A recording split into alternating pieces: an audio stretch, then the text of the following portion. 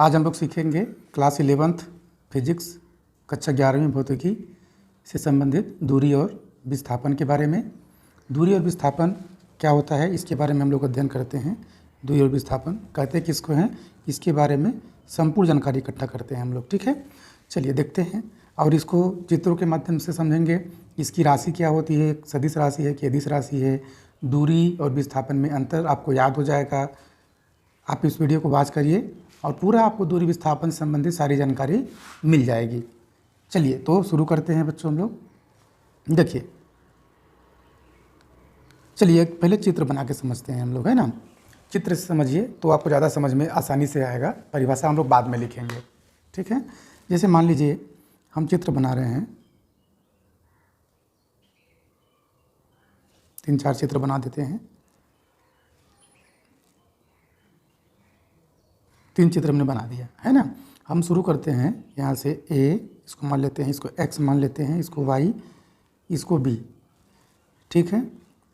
देखिए दूरी होता क्या है बच्चों, जो दूरी होता है वो किसी वस्तु की दूरी क्या कहलाएगी, जितना रास्ता वो तय करता है उसकी लंबाई।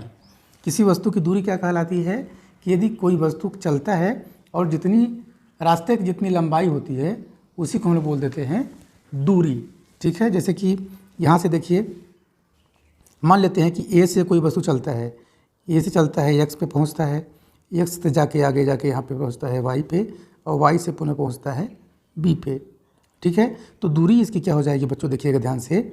ए से एक्स की दूरी, एक्स से वाई की दूरी, एक्स से वाई की दूरी और वाई से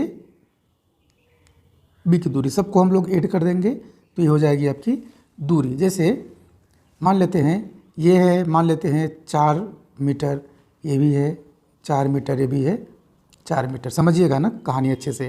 तो 4 + 4 + 4 इक्वल टू कितना हो जाएगा, 16 मीटर। तो कुल दूरी कितनी हुई, कुल दूरी कितनी हुई ए से बी तक की, इस रास्ते से दूरी कितनी हो गई ए से बी तक की, 16 मीटर, ठीक है। चलिए इस डायग्राम में देखते हैं हम लोग। इसको ए नाम दे देते हैं, इसको बी, इसको सी। ये ए में है। बी वाले डायग्राम में देखिए बच्चों, मान लेते हैं कोई वस्तु यहाँ से चलना शुरू किया और वो पूरी वृत्ताकार गति करता हुआ यहीं पे पहुँच गया। जहाँ से चला था वहीं पे पहुँच गया। तो इसकी कुल दूरी कितनी हो जाएगी, तो आपको पता है ना कि वृत्त की परिधि कितनी होती है। परिधि मतलब उसके चारों तरफ की जो लंबाई होती है, तो वृत्त की परिधि के बराबर, किसके बराबर, वृत्त की परिधि के बराबर। तो परिधि के बराबर इसकी दूरी हो जाएगी, है ना। परिधि बराबर क्या होता है, 2πr। बात समझ में आ गया। और पाई की वैल्यू तो पता है ना आपको, क्या होता है, 22/7। एकाध न्यूमेरिकल करा दूंगा अभी मैं आपको इससे संबंधित, तो आप क्लियर हो जाएगा। तो इसकी दूरी कितनी हो गई, अभी हम दूरी लिख रहे हैं बच्चों, ठीक है। अब सी पे देखिए, सी में ये है ए बी सी। कोई ऑब्जेक्ट चलता है ए से बी तक और पुनः चलता है बी से सी तक, बी से सी तक। तो इसकी दूरी कितनी हो जाएगी, दूरी कितनी हो जाएगी इसकी बच्चों, बताइए। दूरी ए बी + बी सी, क्योंकि रास्ते की कुल लंबाई कितना होगा, यहाँ से यहाँ तक जाना और यहाँ से यहाँ तक पुनः जाना, मतलब ए से बी तक और बी से सी तक जितना रास्ते की लंबाई होगी वो क्या हो गया, आपकी दूरी। बात समझ में आ गया ना। तो दूरी हो गई ए, ये बात समझ में आ गई। अब यहाँ पे आपको मैं चर्चा कर लेता हूँ विस्थापन के बारे में। किसके बारे में, विस्थापन। परिभाषा हम लोग लिख लेंगे बाद में, पहले समझ लीजिए। विस्थापन बच्चों, कोई वस्तु जैसे चलता है, कोई वस्तु चला और उसके प्रारंभिक और अंतिम बिंदु के बीच की जो न्यूनतम दूरी होगी, प्रारंभिक और अंतिम बिंदुओं के बीच की जो न्यूनतम दूरी होगी उसे ही हम लोग क्या बोल देंगे, विस्थापन। जैसे चित्र ए में देखिए, चित्र ए में देखते हैं कोई वस्तु कहाँ से कहाँ तक, ए से एक्स गया, एक्स से वाई गया, वाई से बी गया। तो कुल दूरी उसके रास्ते, जितना रास्ता वो तय कर रहा है उसकी लंबाई, पूरे लंबाई को हमने जोड़ दिया और दूरी आ गया। लेकिन न्यूनतम दूरी कितना है ए से बी की, यही ना होगा। ए से बी की न्यूनतम दूरी कितनी होगी, यहाँ से लेके यहाँ तक। तो ये होता है विस्थापन। क्या होता है ये, विस्थापन। मान लेते हैं ये भी 4 मीटर है, तो विस्थापन वाला कितना हो जाएगा, 4 मीटर। बात समझ में आ रहा है। यानी कि किन्हीं दो बिंदुओं के बीच की न्यूनतम दूरी को विस्थापन कहते हैं। किन्हीं दो बिंदुओं के बीच की न्यूनतम दूरी को ही हम लोग क्या बोलते हैं, विस्थापन बोलते हैं, ठीक है। अब यहाँ पे देखो चित्र बी में, भाई यहाँ से यहाँ तक गया कोई वस्तु, तो कुल रास्ते की लंबाई तो हो गई 2πr। लेकिन अब जो जहाँ से गया था वहीं पे आके बिंदु रुक गया, तो इस बिंदु के बीच की न्यूनतम दूरी बची क्या, कोई दूरी नहीं बची, इसलिए यहाँ पे विस्थापन क्या हो जाएगा, 0। विस्थापन क्या हो जाएगा यहाँ पे, विस्थापन बराबर 0। बात समझ में आ रहा है कि नहीं आ रहा है। दूरी हमेशा जुड़ती जाती है। चित्र सी में देखिए भाई, यहाँ से यहाँ गया, यहाँ से यहाँ गया, इसकी दूरी जितना गमन किया, वो जितना रास्ता तय किया वो उसकी दूरी कहलाएगी। लेकिन विस्थापन देखिए, यहाँ से यहाँ तक की न्यूनतम दूरी, मतलब प्रारंभिक और अंतिम बिंदु यही ना हुआ। तो प्रारंभिक और अंतिम बिंदु के बीच की दूरी, प्रारंभिक बिंदु ए है, अंतिम बिंदु सी है, इसके बीच की दूरी को आप स्ट्रेट सीधा नाप लीजिए, वही उसका विस्थापन हो जाएगा। बात समझ में आ गई कि नहीं आई। अब देखिए, यहीं से इससे कई सारे कॉन्सेप्ट क्लियर हो जाते हैं बच्चों। क्या कि दूरी कैसी राशि है, तो दूरी चूँकि रास्ते की लंबाई है, यहाँ पे देख रहे हैं कि कोई भी रास्ता इधर गया या इसमें रास्ते पे डिपेंडेंस नहीं रहता है। जैसे मान लो एक और डायग्राम, यहाँ से चले, ऐसे चल रहे हैं, ऐसे चल रहे हैं, ऐसे चलते चलते चले जा रहे हैं, घूम घाम के यहाँ पे पहुँचे। ये हो गया ए बिंदु और ये हो गया बी बिंदु। तो ए और बी रास्ते की कुल लंबाई को तो जितना होगा उसको नाप लेंगे और मेजरमेंट करने के बाद बोल देंगे कि दूरी इतनी मीटर है। समझ में आ रहा है। तो कोई रास्ते की कोई डायरेक्शन है क्या, किधर कोई डायरेक्शन नहीं है। यानी कि दूरी एक अदिश राशि है जिसको दिशा की आवश्यकता नहीं होती है, केवल परिमाण की आवश्यकता होती है। परिमाण मतलब कितना मीटर है। जैसे मान लो कि ये 1 किलोमीटर तय किया, कितना 1 किलोमीटर, तो परिमाण 1 है, डायरेक्शन कोई भी नहीं है। लेकिन विस्थापन अगर पूछे हम लोग ए और बी के बीच विस्थापन, तो विस्थापन न्यूनतम दूरी, ये देखिए ए से बी, तो इसके लिए डायरेक्शन भी जरूरत है। मान लेते हैं ये है 1 मीटर, कितना है 1 मीटर, 1 मीटर के डिस्टेंस पे प्रारंभिक और अंतिम बिंदुओं के बीच की दूरी 1 मीटर है, तो इसका विस्थापन 1 मीटर कहलाएगा और एक किसी फिक्स डायरेक्शन में होता है, अतः इसे यह सदिश राशि होता है। अब बात समझ में आया। और हम यह देख रहे हैं कि इसका मात्रक अगर देखा जाए तो दूरी कैसी राशि हो गई, दूरी कैसी राशि हो गई, अदिश राशि हो गई दूरी। विस्थापन कैसी राशि हो गई, सदिश राशि हो गई। बात समझ में आई, क्योंकि इसके लिए दिशा की आवश्यकता पड़ती है। बात समझ में आ रहा है ना अच्छे से। चलिए, ये क्लियर हो गया आपको। अब इसकी परिभाषा चाहे तो लिख सकते हैं। क्या लिखेंगे दूरी का परिभाषा, बताइए बताइए, आप लोग बताइए दूरी का परिभाषा क्या लिखेंगे, जल्दी से बताइए। दिए गए समय अंतराल में लिख सकते हैं ना, क्योंकि कोई वस्तु चलेगा तो कोई समय में चलेगा ना। दिए गए समय अंतराल में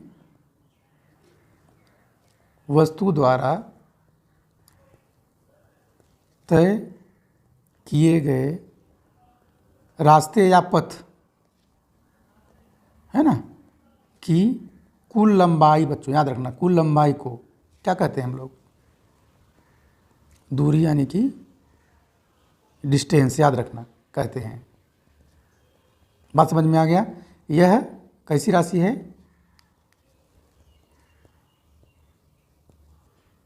अदिश राशि है। अच्छा बच्चों, इसका मात्रक क्या हो जाएगा बताओ। लंबाई मापने का मात्रक क्या होता है, लंबाई ही ना है, चले गए रास्ते की कुल लंबाई, तो लंबाई का मात्रक क्या होता है, मीटर। देखिए यहाँ पे 2 मात्रकों को याद रखा करिए, एक CGS, ये पद्धति में आपको पढ़ाया था। जो नई वीडियो देखे हैं वो अध्याय चैप्टर 1 प्लेलिस्ट में जाके देख सकते हैं, पूरा वीडियो वॉच कर सकते हैं। CGS पद्धति मतलब सेंटीमीटर ग्राम सेकेंड में, तो सेंटीमीटर, CGS में क्या हो जाएगा सेंटीमीटर। और SI पद्धति में क्या हो जाएगा इसका, मीटर, है ना। SI पद्धति में आपको पता है ना, मूल मात्रक 7 होते हैं, उसमें से एक है मीटर, लंबाई को नापता है। बात समझ में आया। ये तो हो गया क्या, दूरी। अब इसके बाद हम लोग देखते हैं क्या, विस्थापन।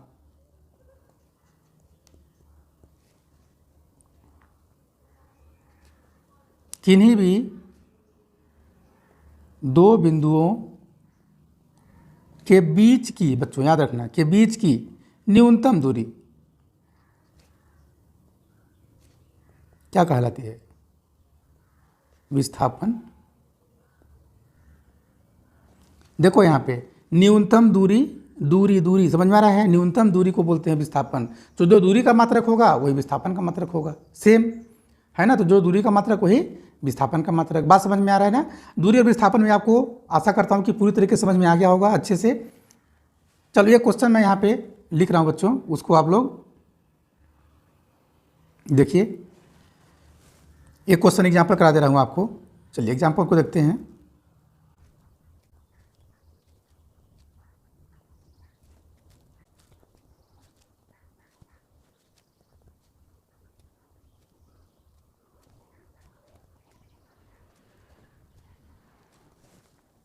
देखिए यहाँ पे, यदि वस्तु, समझिए, यदि वस्तु 7 मीटर त्रिज्या वाले अर्धवृत्ताकार पथ में गति करती है तो वस्तु द्वारा चली गई दूरी तथा विस्थापन ज्ञात करना है। दोनों बात समझिए, समझ में आ रहा है ना। तो यदि कोई वस्तु, इसका सलूशन निकालते हैं हम लोग। यदि कोई वस्तु अर्धवृत्ताकार गति में, जैसे यहाँ से शुरू किया और ऐसे चला और आधा वृत्त बना के रुक गया, ये समझ में आ रहा है ना। अर्धवृत्ताकार मार्ग में वो गति करता हुआ रुक जाता है। तो बोल क्या रहा है कि इसकी जो त्रिज्या है, इसकी जो त्रिज्या है, त्रिज्या ही होगी ना, त्रिज्या कितनी है 60 मीटर। तो व्यास कितना हो जाएगा इसका, ये भी 7 मीटर, टोटल मिला कितना हो जाएगा ये 14 मीटर होगा ना। चलिए ठीक है। अब अर्धवृत्ताकार पथ में वो गति कर रहा है तो इसकी दूरी निकालिए। तो ये बताइए बच्चों, दिया क्या है अपने को, यहाँ पे दिया है त्रिज्या, मतलब r बराबर 7 मीटर दिया है ना। ठीक है, तो अर्धवृत्ताकार पथ की लंबाई क्या होगी बताओ। किसी वृत्त की अर्धवृत्ताकार पथ की लंबाई निकाल लीजिए, वही दूरी हो जाएगी, है ना। लंबाई कितना होगा, एक पूरे वृत्त का कितना होता है 2πr। इसको आधा कर दो तो इसको भी आधा करना पड़ेगा, तो आधा हो जाएगा। बात समझ में आ रहा है ना। ये आधा ही ना है, ये वाला पूरा भाग हमारा कितना है, आधा है। तो आधा मतलब कितना, ये कटा, कितना बचा πr। बात समझ में आ रही है। अब πr में पाई की वैल्यू बताया था ना 22/7, आर की वैल्यू कितनी है 7, 7 से 7 कैंसिल हो गया। जब कैंसिल हो जाएगा तो बचे कितना 22 मीटर। लंबाई कितनी हो गई इस पूरे की अर्धवृत्ताकार पथ की। यहाँ से कोई वस्तु यहाँ तक अगर अर्धवृत्ताकार पथ में गति करता है तो कुल लंबाई कितनी हो गया 22 मीटर। कब, जब त्रिज्या 7 मीटर हो, उस कंडीशन में। लेकिन जो इसका विस्थापन होगा बच्चों, जो विस्थापन होगा, विस्थापन को ऐसे दो बिंदु, यहाँ से चला, ए से चला और बी पर पहुँचा, तो ए और बी के बीच की न्यूनतम दूरी क्या होगी, यहाँ से लेके यहाँ तक। तो न्यूनतम दूरी मतलब क्या, विस्थापन उसके व्यास के बराबर हो जाएगा। किसके बराबर हो जाएगा, व्यास के बराबर। व्यास ही विस्थापन है ना। तो व्यास मतलब क्या, d = 2 × r होता है, मतलब r प्लस r, तो 2 × 7 यानी कि 14 मीटर। तो ये न्यूमेरिकल है, एक छोटा सा जो आप समझ सकते हैं अच्छे से। ये बात समझ में आ गई ना। चलिए अब आप लोग बताइए बच्चों, एक क्वेश्चन और बहुत इंपॉर्टेंट है, आपके एग्जाम में हमेशा पूछता है, दूरी और विस्थापन में अंतर देख लेते हैं।